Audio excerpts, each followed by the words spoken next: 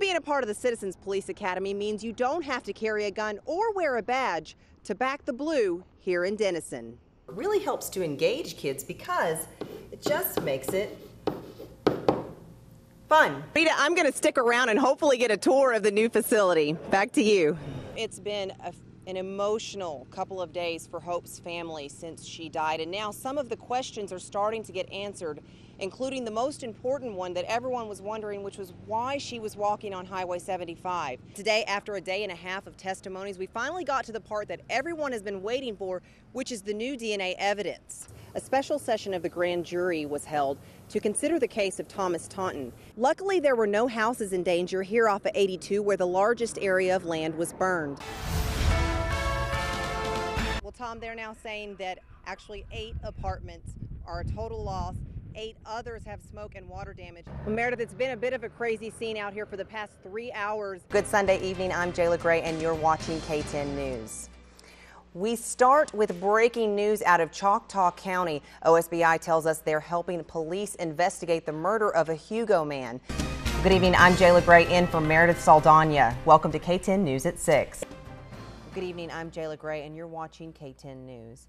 OHP troopers say a 21-year-old Pauls Valley man is in critical condition after he laid on the tracks in front of an oncoming train in Garvin County. Again, we will be out here for another hour or so. Come on out and see us. It's still not too cold outside, a little windy, but we would love to see your faces with at least one can donation or a little bit of money.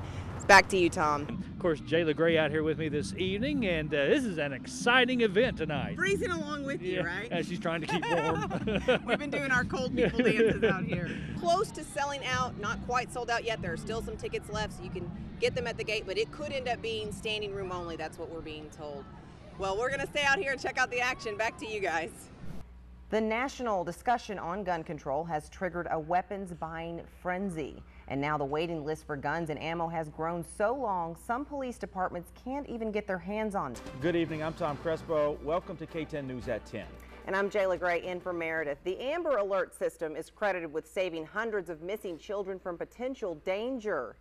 Authorities say the Silver Alert is equally as effective in helping to locate missing seniors. And now one local community is making it easier for residents to use. Yeah. I'm getting ready to break out the boots and the jackets and stuff. Definitely, especially in the morning hours.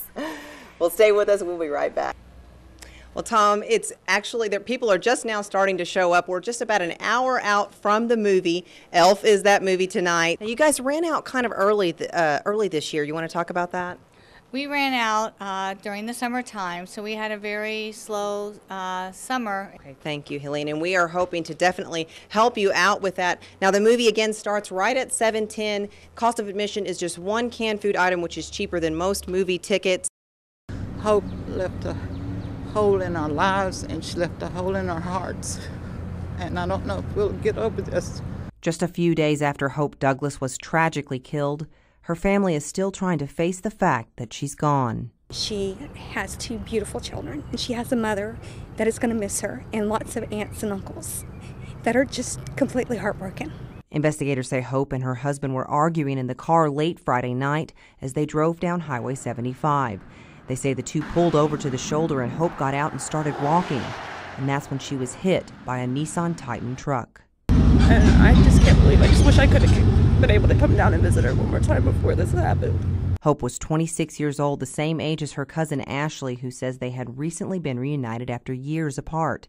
And now she'll attend Hope's funeral on Wednesday. She was one of those people that, she was so kind and she was very loving. She was an awesome mother.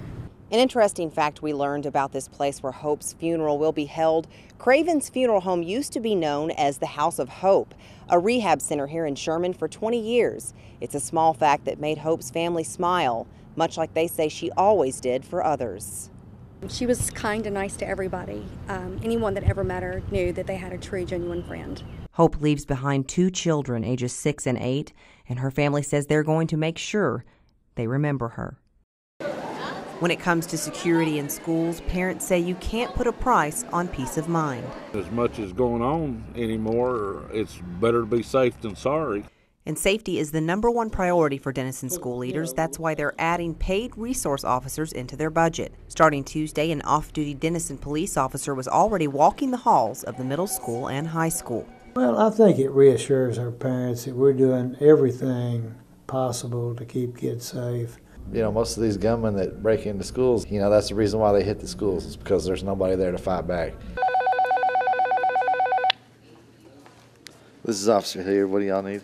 And that's where Officer Mark Hilliard comes in. It helps the community maybe feel a little bit better about security in the school. So on his days off, Officer Hilliard goes from patrolling the streets in Denison to patrolling these hallways to make kids feel safer and parents more secure. But some parents say it won't change much because we can't change our society.